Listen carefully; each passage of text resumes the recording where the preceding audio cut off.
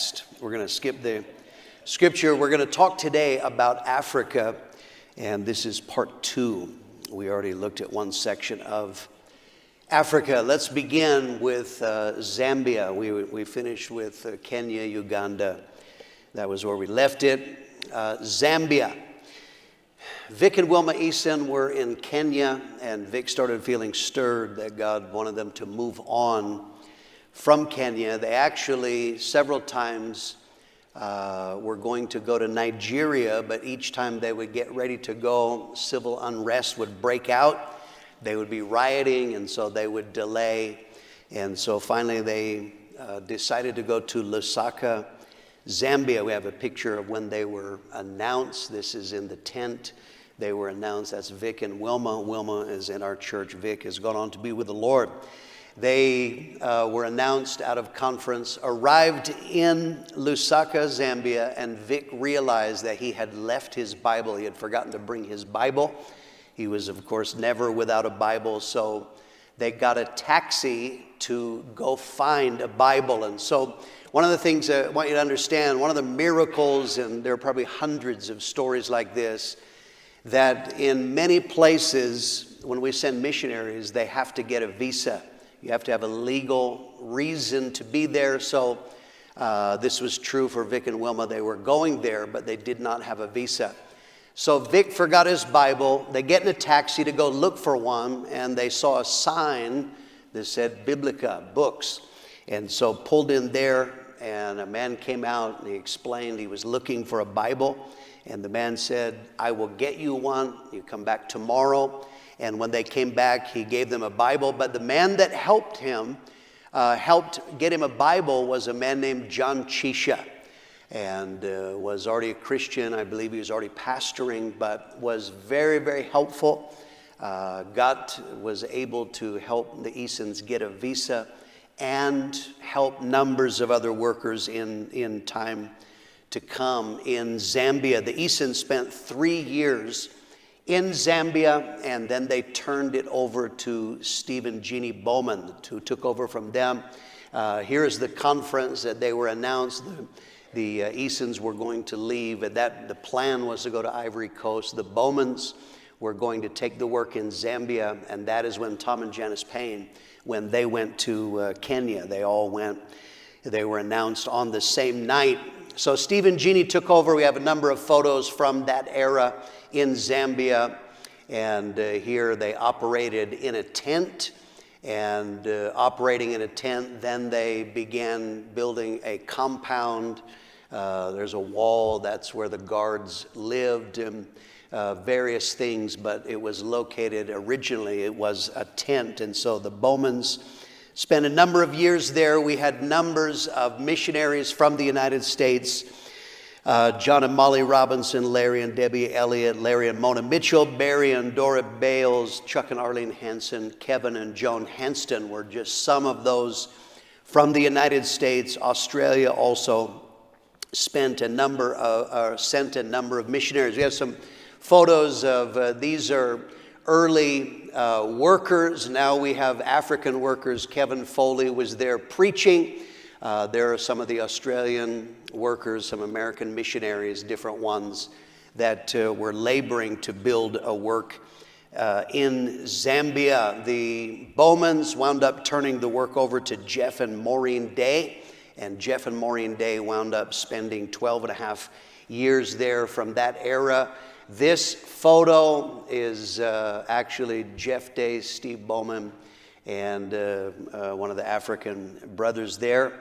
And so the Days took over. Have some more photos from that era. This is George Carabasas, who wound up taking it over, doing a healing crusade. This was Jeff Day's task, was ultimately to train up workers to nationalize it. And so this is part of that process. And here then in time, they built a building, and a great blessing, finally getting out of the tent after many years. That's the building that they built there. This is a conference.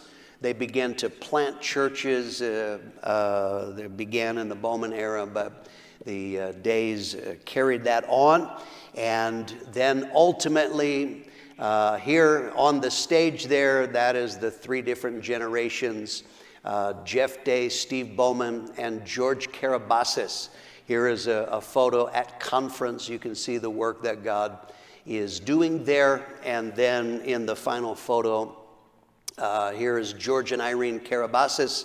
They wound up taking over the leadership of all of the churches in Zambia. As of right now, 2023, December, we have 69 churches in Zambia. And they also have planted 13 other churches in 3 other countries, Malawi, the DRC, and in Angola. The next nation we're going to look at is Nigeria. The first church that was planted into Nigeria, one of the reasons I'm telling you stories, how do we get churches in these places? The first one came by a natural burden. Out of the church that is Waltham Forest, they sent Fola and Mario Ediran. They went there because they were Nigerians, so they naturally had a burden for their home country, and they were the first ones that pioneered in Nigeria. But there's a lesson now we want to learn here, and that is that God uses negative circumstances to work His will. This is the amazing thing about God. Even when difficult or bad things happen, God can use that for His purposes. So now we have one work in Nigeria. The next 3 workers that went to Nigeria, they were all living in England. They were living in London, and they were all there illegally. They did not have visas to stay in the UK, and so they had gotten saved. They're now being discipled, but they're struggling because of a lack of paperwork, so they're not going to be able to stay. And so what do you have to do to fix that?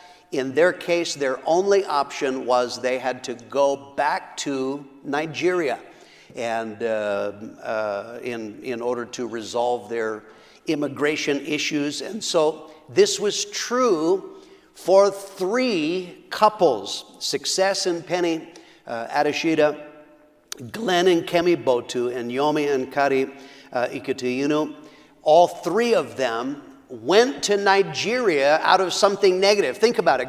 It'd be like someone getting saved in our church, being discipled, feeling a call to ministry, but because of a legality, it's not possible for you to stay. That seems bad, but God turned it into good because all 3 of them wound up pioneering churches in Lagos, Nigeria. We have some photos from the early days here. This is top left, that is Success, Adeshida. Here are outreaches that they are doing. This is in the city of Lagos. I think there's another photo here now in different ones. You see Pastor Mitchell would go there to help them and to preach. Labored. They had various pastors' seminars. I don't know if in those days they originally had conferences, but he began to invest in that. I have a next photo here. This is after the early days. On the right is Nigel and Carol Brown, who oversees, he is the pastor of Walthamstow, who was sending workers and investing and helping them. These are now some of the early couples that were laboring, and then they began to plant churches, and so they sent this, "Your legacy has raised us well," and that was in honor of Pastor Mitchell. His vision from Prescott to Perth, West Australia, who planted in Walthamstow planted in Nigeria, and that legacy moved on. They began to plant churches. Ultimately, they wound up having a conference, and in planting churches, making disciples. This is now in their conference. They're building a work for God.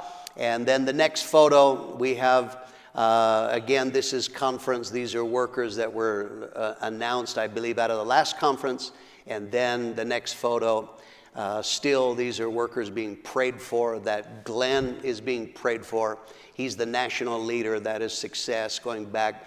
Glenn and Kemi Botu are now the leaders in Nigeria, something that came out of a negative circumstance.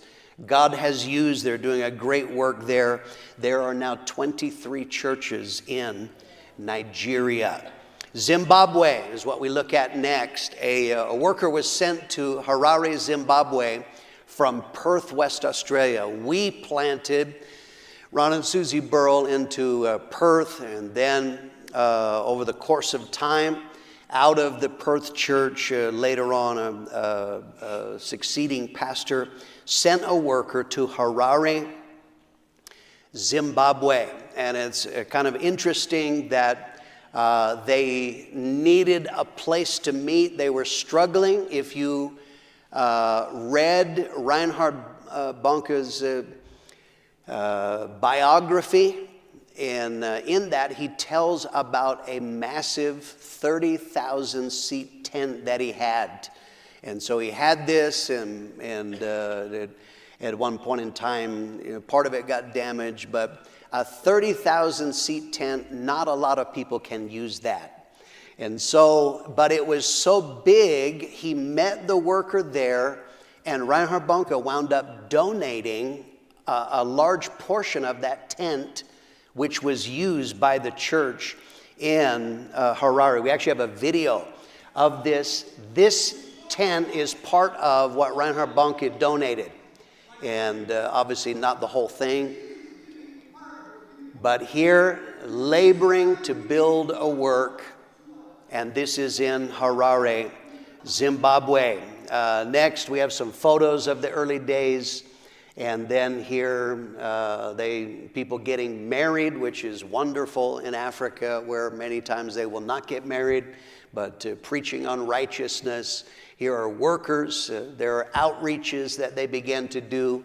Exactly the same pattern that we did here was repeated in Perth, and the worker began to transmit that, and they're doing different language, probably different music, and yet the vision worked in Harare, Zimbabwe, exactly the same. Next photo, or as the next one, a video, I think, is now they began to make disciples.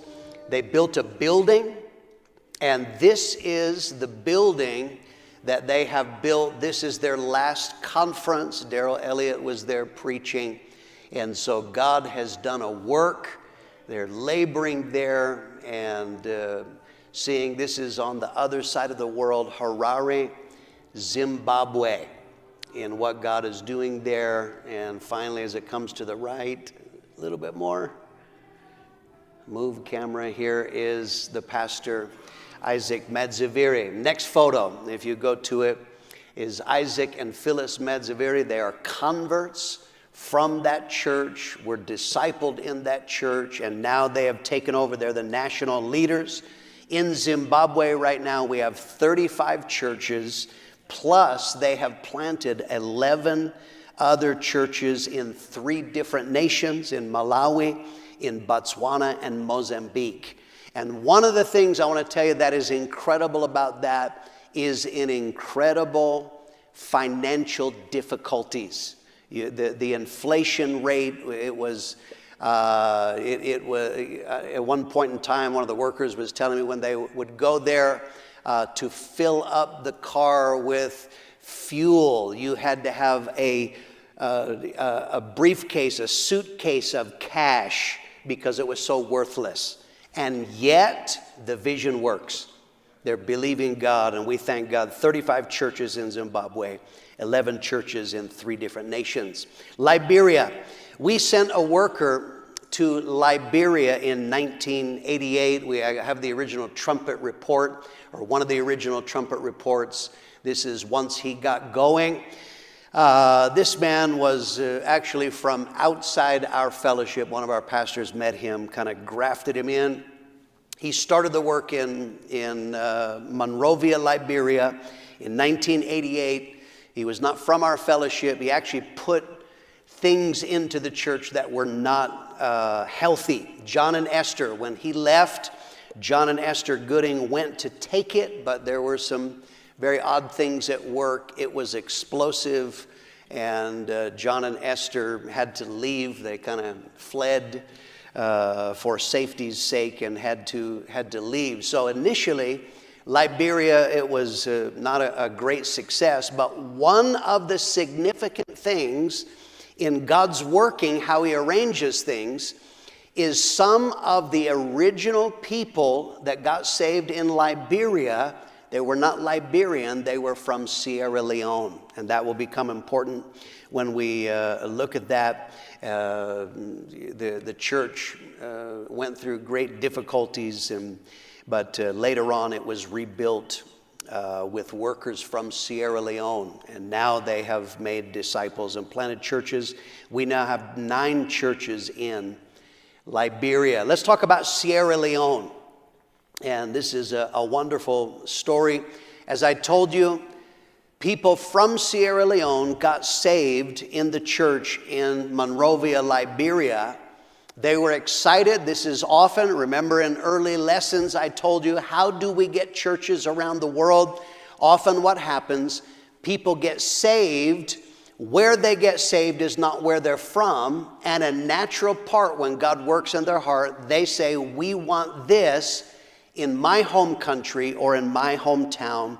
And so they began to say, we want a church in Sierra Leone. Would you send a worker to Sierra Leone? And so this was they let Pastor Mitchell know this. And so he asked Pastor Harold Warner in Tucson, do you have someone that would be willing to go to Sierra Leone? Harold Warner asked Alvin Smith if he would go preach a crusade in Liberia. And he said, when you go to Liberia, why don't you also take a side trip to Sierra Leone and check it out while you were there? Alvin told me, he said, when he landed in Sierra Leone, as he stepped from the plane onto the ground, God spoke to him and said, you are home. And so in 1989, Alvin and Renee Smith were announced out of Tucson to go to Freetown, Sierra Leone. At that time, so you have to imagine, he is been announced. At that time, he was pastoring the church in Athens, Georgia, and he worked at a school. He said he went into the cafeteria to eat lunch, and he heard some faculty speaking, and one of them had a very distinct accent, and so he went up to him and he said, where are you from? And the man said, I'm from Sierra Leone. And so Alvin said, here's God's interworking. Alvin told him, I am on my way to Sierra Leone to plant a new church. And so this man that he met at school invited Alvin and Renee over to his house for dinner and met them, wound up asking his brother in Freetown, this couple are coming to start a church, would you pick them up from the airport and you help them?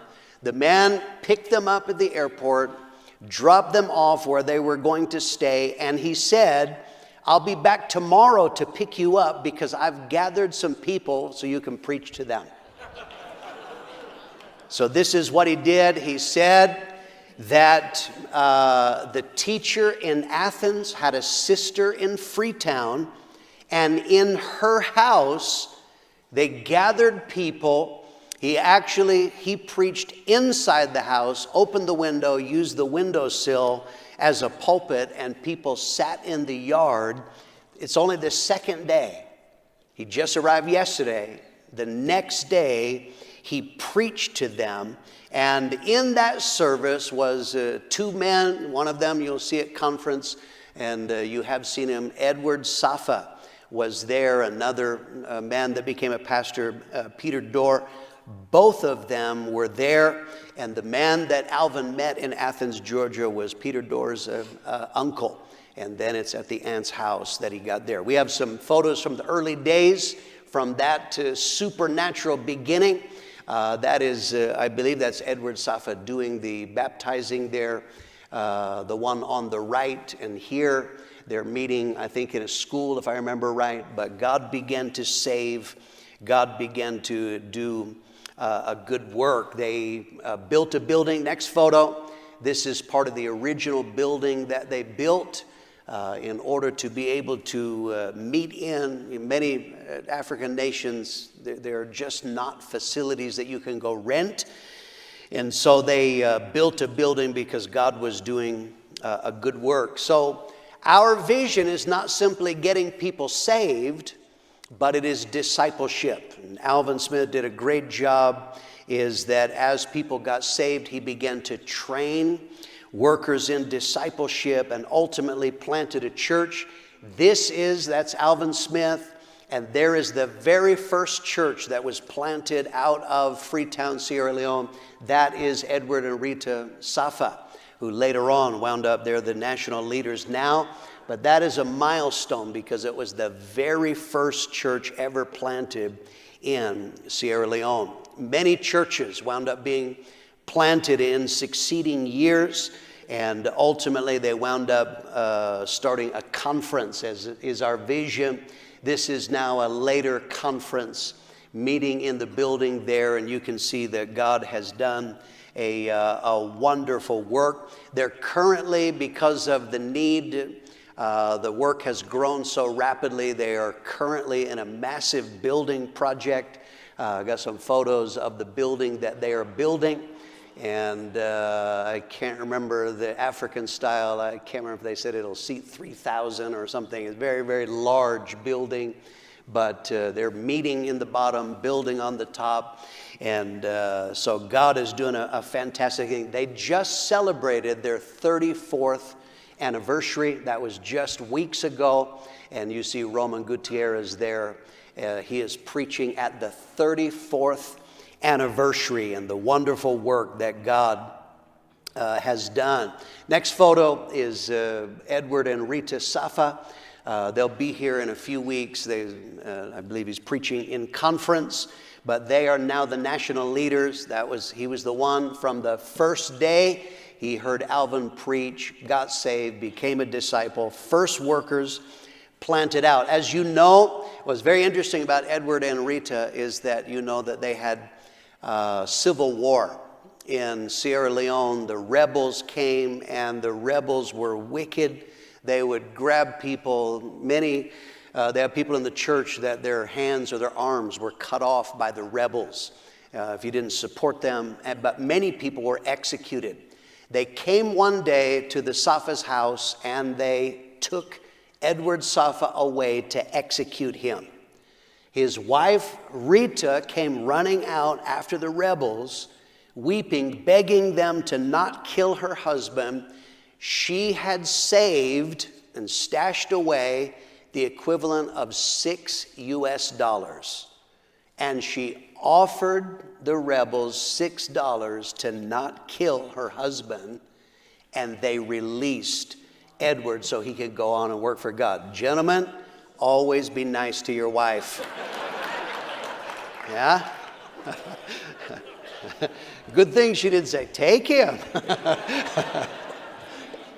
But that is a wonderful picture of redemption. Thank God. Sierra Leone is a gem in our fellowship. There are currently 120 churches in Sierra Leone, but they have also planted outside of Sierra Leone. There are 43 churches they planted in 15 different nations: Liberia, Guinea, Senegal, Tanzania, Benin, Togo, Burkina Faso, Gabon, Congo, Brazzaville, Gambia, Guinea-Bissau, France, Brussels, Burundi, and Cameroon. We need to thank God for the work that he's done there. Thank God. Oh, thank God for his goodness. Amen. Namibia. Let's talk about Namibia. And Steve and Shirley Anderson originally pioneered the work in Windhoek, Namibia. This is in southwest Africa, borders on South Africa. They were from Tucson. This is them in the early days, did a great work. Steve was in Russia. We've mentioned him in Russia. He was in Ukraine, but went to Windhoek, Namibia, and they were there for 4.5 years. We were in South Africa at the same time. They used to come to conference, did a very, very good job, but ultimately the Andersons, they would not renew his visa, and they had to leave. And so from the church in South London, they sent Peter Ajala, Peter and Emine Ajala took the church, and the moment that they took it over, God just gave them explosive growth. We have a picture of the first baptism. The very first baptism, they baptized 67 people because people were getting saved so rapidly. It began to grow to hundreds of people. Next photo here, these are some of the early days. There's an outreach in the middle. They're meeting in a school. And some of these in the bottom left, that is Peter and Emine Ajala. And God was doing wonderful things. Is there another photo? Let me see the next one. Go to the next photo. No, then go backwards there.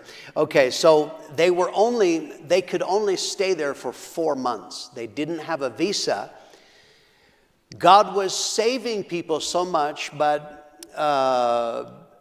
Namibia, used to be called Southwest Africa, is a German colony. And so the Lutheran Church, which is, its roots are in Germany, was very strong there. Now you had people who were raised in the Lutheran Church. They're not Christian, they just are cultural attenders, but now they got saved. And so waves began to be made, and so the Lutheran Church has pull, they have money, and they began to put pressure on officials, and so they would not renew. In spite of the great work that God was doing, the Ajalas could only stay there for 4 months, and they had to turn it over to Setson and Mary Ngwapo. These are the workers who took over from them. He is Namibian, Mary is from England, but they took it over, and in the circumstances of need, they were able to take that over. In time, they built a building. Tucson invested, helped them build this building out in the township in an area of poverty that originally started with, huts, tin shacks, and then it becomes a more formal settlement. But they built this building there, and they began to plant churches. And we have some photos from conference. This is now probably would have been the last conference. Mike Webb was preaching at that conference, but they were, these are workers that were announced out and that they were praying for them. I was just there in November 2023. Just have a photo that I took, and this is on a Sunday that we're gathered together there to rally. All the workers came together and did that. And then we have the video from there. And they are saying hello from Namibia. And they are very excitable people. They have a lot of fun in church. Amen. So there are currently 44 churches in Namibia. And they have planted another 4 churches in 3 different nations. They have workers in Angola, in Botswana, and in Germany. Let's talk then, final section, one that I'm familiar with, and that is South Africa. In the history of South Africa, this was the Dutch people who are Afrikaners are people of Dutch descent. They're the ones that were in government. The apartheid system, apartheid means separation, literally by law.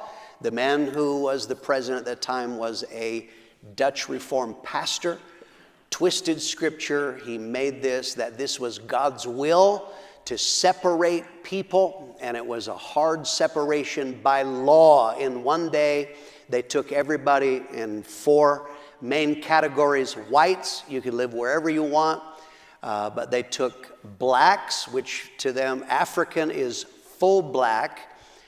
They were forced to live, and it was illegal for them to live anywhere but in an African area. Colored is the third racial classification. Colored means mixed race. They're African and anything. And then Indian. Those are the 4 main ones. Very separated, very racist. It's an amazing history. During the apartheid era, the church in Zwolle, Holland, sent Steve and Janneke Delaporte to pioneer a church in Johannesburg. God bless them. Very difficult. They're trying. You have to understand the restrictions. There's rioting going on at that time, but curfews. It was illegal for people to be out after certain hours, but God bless the Delaportes. They went and they opened the way, tried to build a work during the apartheid era. 1994, apartheid fell. Nelson Mandela was released from prison, and in 1994, a miracle occurred. The end of apartheid. The ANC, the African National Congress, took over. Nelson Mandela became the president. And so what happened now, by law, all of the separation rules, the apartheid rules, went away. Now there was freedom. So we began to send workers. The first worker we sent to South Africa was in Cape Town, and very responsive. And so because of the very good response in Cape Town, this encouraged more church planting. Here's a lesson that we have to learn about our fellowship and from the Bible: responding to open doors. That when God opens a door, sometimes we plant workers by natural means. I have a burden. We plant workers by, I'm from there. But sometimes what happens is there is such a good response. We recognize that. How many of you agree we need to do whatever God is doing? Let's not make him do what we want to do. So when the response was so good, we began to send workers. We began to send more workers, multiple workers in the same conference. We have here a photo. There are the Myolas and the Oversons that were sent. They were sent the same night. Up above, there's Mike and Terry Sawyer, Joe and Heather Rice. They were sent the same night. There in the bottom right, there's Lisa and I and the Van Diermans. We were sent the same night. And so Pastor Mitchell, he is a strategist. Where the fishing is good, let's go there. And so he began to send lots of workers. Not only were we sending from America, the United Kingdom sent 2 workers, Holland sent 3, Australia sent 6 workers there. I want to tell you now, as I said, I'm familiar with South Africa. Let me tell you about our involvement, Lisa and I. We were teenagers in Perth, West Australia. That's where I met Lisa. We were being discipled in Perth, West Australia. At conference, we were watching a conference video of which the footage overseas was almost exclusively the Philippines.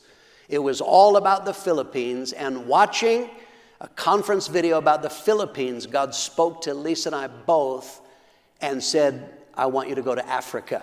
Lisa told me later God actually told her more clear than me, South Africa. But you got to admit, we're teenagers. We're not pastors. We knelt at our chair and we said yes to God. We're willing to go to Africa. How is that going to happen? How's a little white boy from Prescott? I have no idea how that's going to happen, but we said yes. And so that would have been in the 1980s. 1995, we took over the church. We had pastored before in Melbourne, area called Footscray. Began to rebuild the work.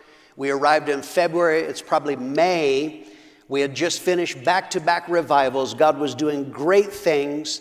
And I'm the night after the second revival with Dennis Wright, I'm sitting in my office just rejoicing at what God was doing. And God spoke to me probably the clearest I have ever heard the voice of God, God said, I want you to go to South Africa. So before, when I was a kid, it was Africa in general. I want you to go to, I went immediately in and told Lisa, God just told me we're supposed to go to South Africa, but I have a good wife. She said, okay, I'm willing, but we just got here. And I don't think that would be good for the church. So she said, I think that it's not now, for later. And I said, okay, I agreed with that. And so we just filed that away and got on with building work. 1997, wound up, now the circumstances were right. We did go, and you saw we were announced to go to Johannesburg, South Africa. Johannesburg is massive. I grew up in Prescott. This was 13,000 when we moved here. Perth was larger, but still a nice country town is how it felt. Johannesburg, South Africa was bewildering. Where do you start in a city of, they don't even know how many people there. They claim 5 million. That would be very conservative, hard to count all the people in the shacks. But I went looking for Australia. That was my reference point. Where I had pastored the most was Australia. Found an area that looked kind of similar and began to open in an area called Mondior. And immediately now, I am up against the religious nature of South Africa. Australia, very godless. Very few people went to church. Now South Africa, drug dealers went to church. Everybody goes to church. And so we got people saved. They said the same prayer that I said, but they didn't get it. They had no conviction of sin. It produced no life change. They had no hunger for God. It messed with my head. And I told Lisa, I am not willing to mess with people like this for the rest of my life. If they're not getting converted, that's the basis. We can't do anything for God unless we have conversions. There's a lesson here. God will give supernatural direction to build his work. If you're in obedience to God, he'll guide you. Mike Sawyer knew that I was frustrated. He said, I met a man in an area called El Dorado Park. He was very friendly. Would you like to meet him? This is now a colored or mixed race area. I said, yes. We went to the Parks and Rec where he worked, introduced myself, talked to him just for a few minutes, telling him specifically, why am I here? We're here to get people saved, not like South African Christians, real Christians. And he looked at me after just a couple of minutes. He looked at me and he said, you need to be here in El Dorado Park. He said, if you will come here, I will help you. And he did. He took me around to high schools and introduced me. It was amazing. Now, what I didn't know about him, I don't know this man. He has introduced me. This is Pastor Mitchell. We would like to do Christian events and concerts and tell people about Jesus. What I don't know about him, he was a communist, atheist, terrorist. We went to the high school that during apartheid, he bombed it. The principal then was his science teacher when he bombed the school years before. He's telling her, we would like to do Christian event. She's looking at him and she asked me, she goes, how do you know this guy? Especially what I didn't know, he was a witch doctor. A Sangoma. I'm talking black magic, wicked. I have no idea. That's why she's asking, how do you know this guy? I'm like, God made me ignorant. And that was good because I probably wouldn't have had anything to do with him. We're driving down the road and a car pulled up. They're talking another language. I said, what do you want? He said, oh, they want the igniters for RPGs, rocket propelled grenades. You know, in Prescott, we didn't use a lot of RPGs. And I said, what do they want them for? And he said, cash in transit robberies. If you shoot at a cash van, you'll knock it over on its side, and then that gives you time to get the doors open. I said, oh, okay. We had Stacy Dillard coming for a revival, and I thought this was going to be the answer. I got permission to do a great concert, and so our concert got rained out. The outreach, the revival, did not go well. But I had invited Paul the witch doctor, who I didn't know he was a witch doctor. I invited him and his girlfriend over to our house for dinner. And this was amazing. Remember the immense racism Still to this day, his friend will rattle off in Afrikaans exactly what he said. He said, "You're not going to believe it. A white guy had us over to his house." And when we're having over for dinner, I said, "Would any of your friends like to come to our house? We're going to show a film." And so he called his friends. We had 28 people in my living room. These are all colored. I'm going to tell you, my white neighbors freaked out, but that's too bad, because numbers of these people got saved. His good friends, the wife especially, Shauna and Cheryl Stellenberg, got saved in my living room, and Cheryl got the good. She was our only real convert that we had. Now, Stacy, we have the revival. It's not going well. He was supposed to preach the second week in Pretoria for another worker, but that man had white Afrikaners, and they told him, "If you have a black man preach, no one will ever come to your church again." So at the last minute, he told Pastor Mitchell, "I can't have him."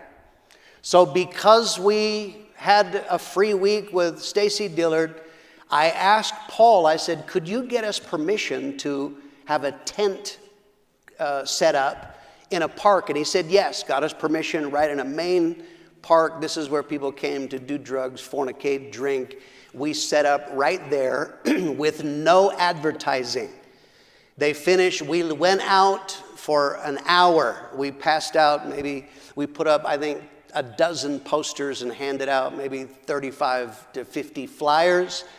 But the first night in El Dorado Park, as an experiment, we had 65 people come out with no advertising. I think 35 of them got saved.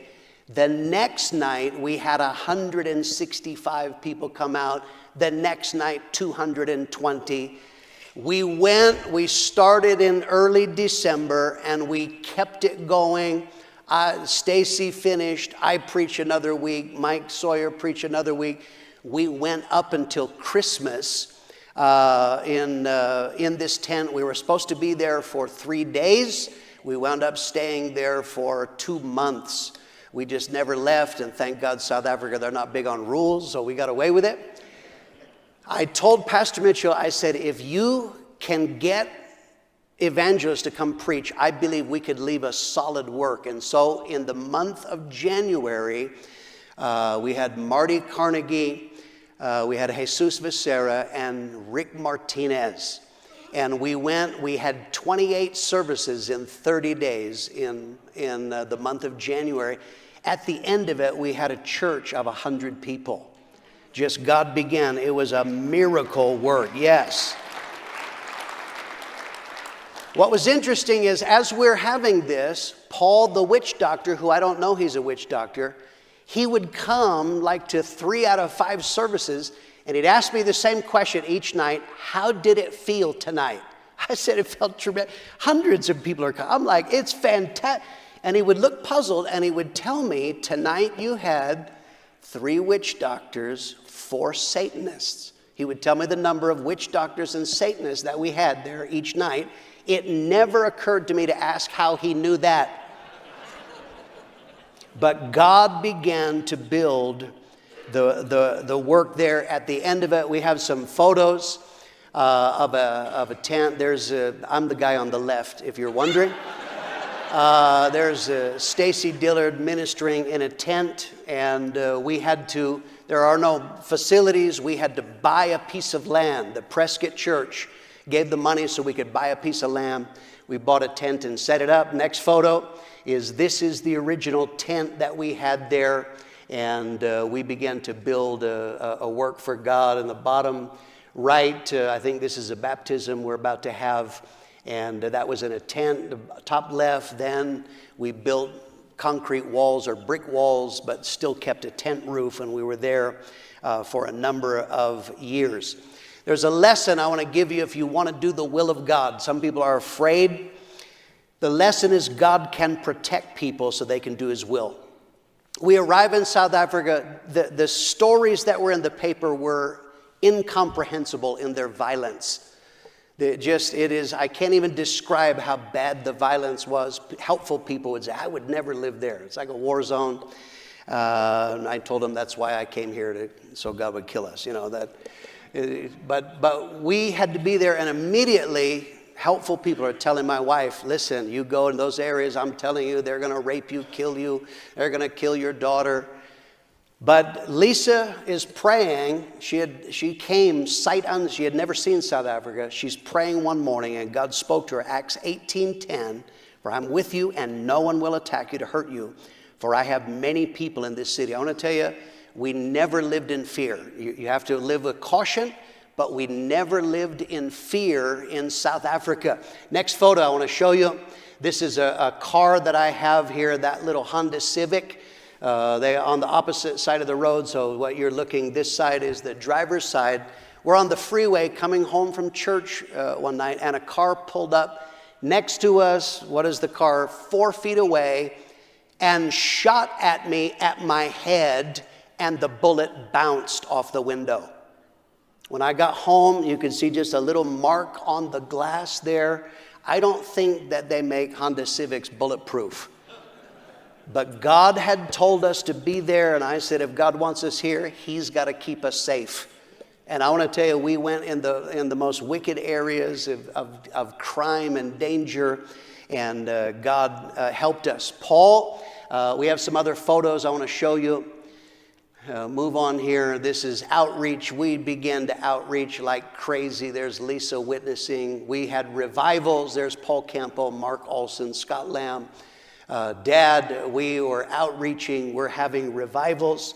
God's doing wonderful things. We established prayer meetings. There is in the prayer room, Cheryl, that is the witch doctor's friend that got saved in our living room. Now is a pastor's wife. Sean and Cheryl, they pastor there in South Africa. We are building a work for God. Held the first rally. This is the very first rally gathering workers together. We rented a hall in a school, and Dad preached that, the very first one. When Dad saw the response and what God was doing so quickly, he said, we need to have a conference. Make sure we have a conference by next year. The next year we rented a hall, and this is the one hall we could rent in the whole area, and we had the very first conference in South Africa, and workers came from other places in Africa. There you see the crowds. Next photo. Here are some of the pastors. There's numbers of the missionaries and workers that were there from various places that we were laboring, and that is at the very first conference. A milestone. Next photo is we planted the very first worker out, and that was laying hands on them there. We began the church planting process exactly like we had learned in Prescott and in Perth, and God began doing it. It was so wonderful. We filled up that hall to capacity. There are no facilities, and Dad said, you need to build a building, have it ready by next year. This is in Africa. We had to build a Western-style building that would seat, I think, 1,200 people with a balcony, and it had to be done in 1 year. I almost lost my mind. I was definitely not a Christian for long periods of time in that process, but we got it done, and we got the building built. That is the building that you see there to the left is the balcony, totally Western standard building, and God helped us there. Next photo. Here is in the building, Joe Rice, one of the early workers. Joe's convert, who became a pastor in the city of George, is pastoring there.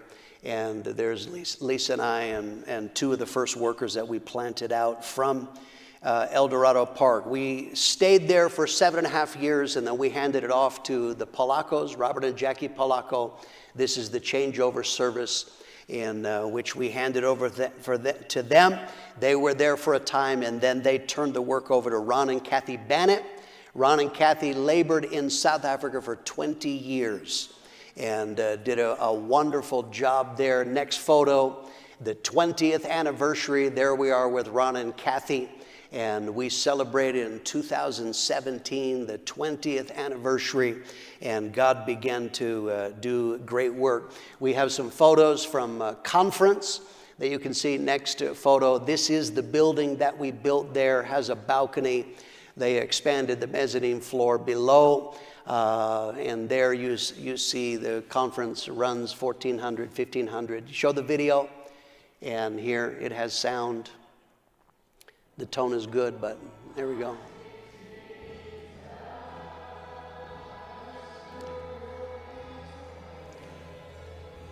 And there.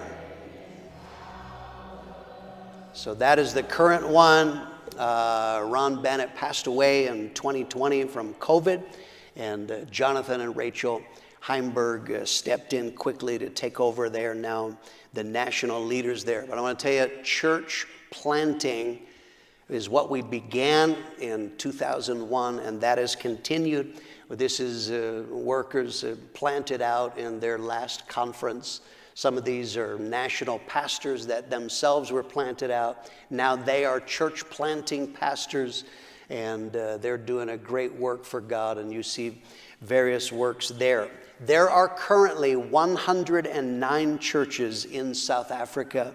There are also 24 churches that have been planted in 9 other nations: Botswana, DRC, Ethiopia, Ghana, Eswatini, Lesotho, Madagascar, Malawi, and Mozambique. And I want to tell you, South Africa is a miracle. From the hard racial separation, the absolute miracle that God has done is what you saw in that conference is all 4 races worshiping and building a work for God together. We need to thank God for the work that he's done there. Thank God. I was telling you about how God supernaturally led us through a man that was a witch doctor, and people who have no experience, like, how come you couldn't tell? That man on the left is the witch doctor, and that's why I couldn't tell. He didn't look anything like Tarzan movies, and didn't have a bone through his nose. But there on the right is his friend. Sean and Cheryl came and were saved in our house. He brought them out, and I was describing to you how he would, night after night, tell me the number of witch doctors and Satanists that were there at the tent campaign, and I was telling you about God's protection. Paul Brander finally, after being open more than a year, Glenn Cluck revival was coming up. We took him out to dinner, witnessed to him, and he finally confessed that he was a witch doctor. And so when I got him home, I said, you have to make a choice. Paul, you're tormented, you don't sleep, and you're going to burn in hell. And we got home, and he pulled out all of his witchcraft paraphernalia, and I said, you have to choose. And there at his house, we pushed all of that aside. I led him in a sinner's prayer. He got saved, and I cast demons out of that man. And he lived for God for a time, had to ask him to leave. He wouldn't get married to his girlfriend, but now this is when he came back, was in the church. And when he came back, I was telling you about God's protection. The first time I saw him, when he came back, he quoted to me Isaiah 54:17. He said, no weapon formed against you shall prosper. And I said, I know that, Paul. And he said, no, you don't understand. He said, we were trying to curse you. And he said, I would get together with other of the main witch doctors and Satanists in the area. We were trying to curse you one night, and we were through incantation. We were trying to get into your house. One of the other witch doctors had never been to my house, but described it. And he said, as we were trying to get into your house to curse you, he said there were men standing all around your house with arms length, and they would not let us in. He said, no weapon formed against you shall prosper. And that is the work that God did of protection for us. We thank God for that. Amen. Amen. You pray for him. His name is Paul Brander. He wound up moving away, lives in a smaller town, but he tells Sean, he says, we need a Potter's House church there in Springbok is where he lives now. He's a teacher at a university. And he says, if you'll send a work there to the Potter's House here, he says, I will help them. And I believe that he will. He was very, very helpful. He is why we have a work in El Dorado Park. Who could think up such a story? If you were wanting to plant a church, would you dream up, I know, I'll have a witch doctor help them. But that is how smart and powerful that God is. Thank God.